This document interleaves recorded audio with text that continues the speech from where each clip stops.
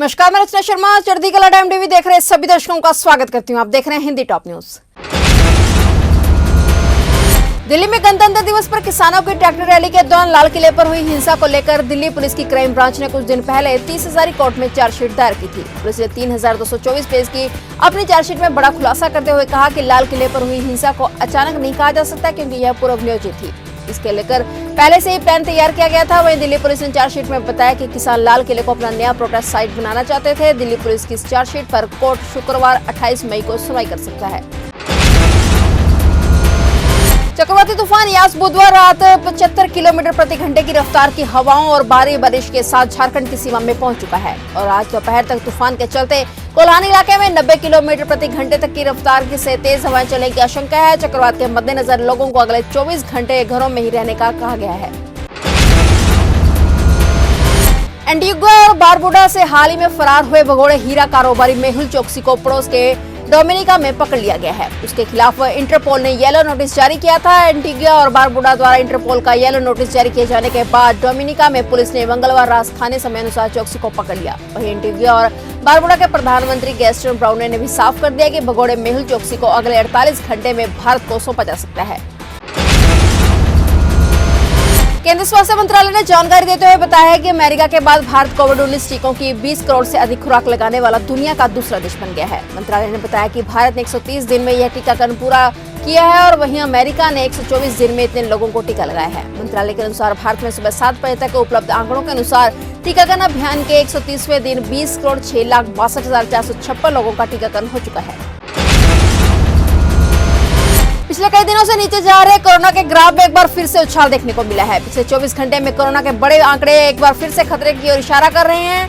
पिछले 24 घंटे में देश में कोरोना के 2,11,298 नए मामले सामने आए और इस दौरान 3,847 मरीजों ने दम तोड़ दिया। कोरोना के नए मामले सामने आने के बाद अब देश में कुल संक्रमित मरीजों की संख्या 2,73,57,038 हो गई है। देश में अब तक कोरोना से 24,19,907 एक्टिव केस हैं और जबकि 2,46,33,951 लोग ठीक होकर घरों को लौट चुके हैं। देश में अब तक कोरोना से 3,15,235 लोगों की मौत हो चुकी है। रक्षा अनुसंधान एवं विकास संगठन की ओर से विकसित की गई कोविड-19 रोधी दवा 2DG की दूसरी खेप आज जारी की जाएगी। डॉक्टर रेड्डीज लैब इस खेप में 10,000 सैशे जारी करेंगी। यह दवा जल्द ही बाजार में भी उपलब्ध हो सकेगी।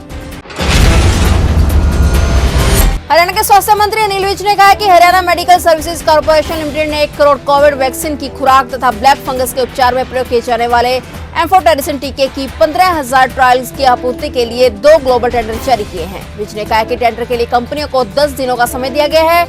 इसमें विदेशी कंपनियां भी शामिल होंगी। उन्होंने कहा कि हालांकि केंद्र सरकार द्वारा कोरोना की वैक्सीन नियमित तौर पर प्राप्त करवाई जा रही है, जिसके चलते राज्य के लोगों का इसका लाभ मिल रहा है।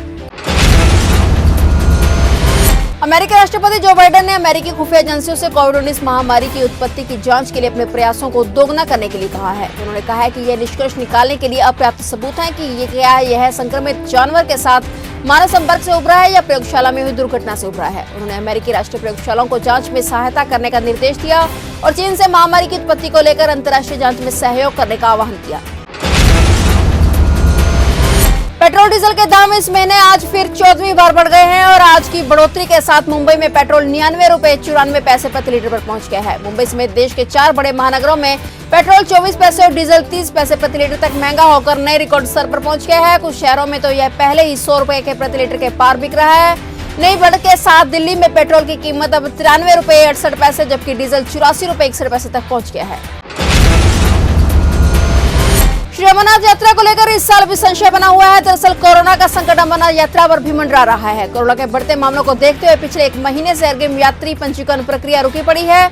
अमरनाथ यात्रा को शुरू होने में सिर्फ 1 महीना रह गया, लेकिन अभी वहां तैयारियों को अंतिम रूप भी नहीं दिया गया है। ऐसे में कयास लगाए जा रहे हैं कि इस साल भी अमरनाथ यात्रा हो पाना संभव नहीं होगा।